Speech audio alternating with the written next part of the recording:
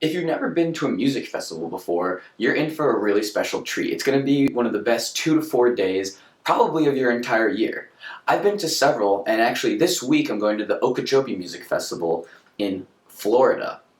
I was thinking today, what have I learned from going to all these festivals that you may not know that's going to help your experience? So I kind of wanted to just run through real quick a couple things that if you're going to Okeechobee or any other music festival, you should be sure to do.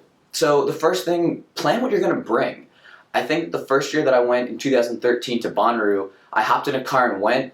Didn't really know what I was bringing. I brought sleeping bags and pillows and that was it. Luckily for me, I was going with people that had already gone to festivals and had all that stuff taken care of, but kind of make a plan. So obviously you're going to want to bring some of the usual things that you need for camping. So a tent, you're going to want cool clothes, drinks both to hydrate you, so you'll want Gatorades, but also probably some alcohol as well. You're going to want sunblock and bug spray.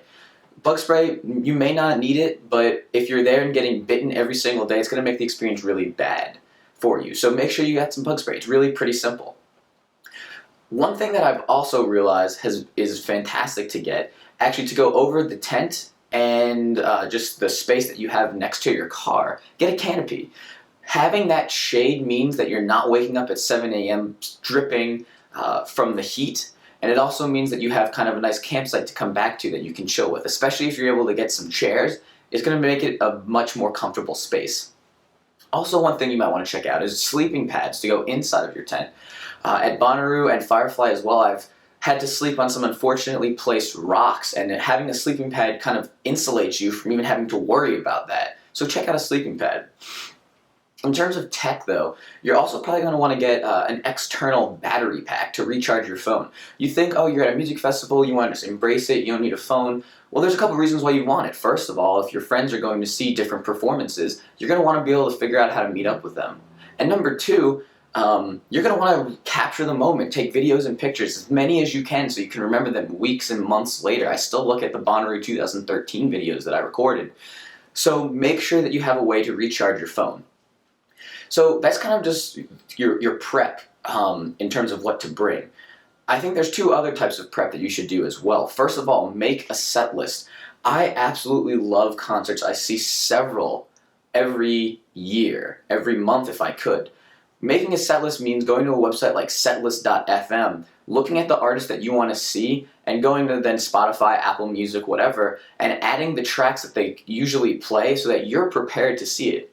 You know, when I see an artist like Paul McCartney, I don't need that because I know every song that he's recorded. But if it's someone newer, it's really fun and really fantastic if I can go to setlist.fm, make the set list, and kind of know their songs. It's just a lot more fun if you can sing along when you're there. And the last thing that I would suggest is to plan a schedule. Look at when different artists are playing and kind of choose your top artists, the ones you have to see, and schedule those so you make sure you see them. But I would not try to schedule every ounce of your day. I've bumped into and discovered, like Tovlo for instance, I've discovered new artists by not planning and just walking around and kind of hearing, oh, this is really cool, I want to listen to it as well and get into them. Especially, like I said, Tovlo, wasn't really into her. Caught like the end of her performance that was really fun at a music festival. And now I've listened to all of her stuff on Spotify and it's fantastic.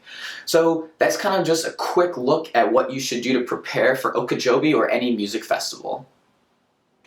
If you enjoyed this video, please remember to click subscribe below to stay up to date on the latest and greatest videos from my channel.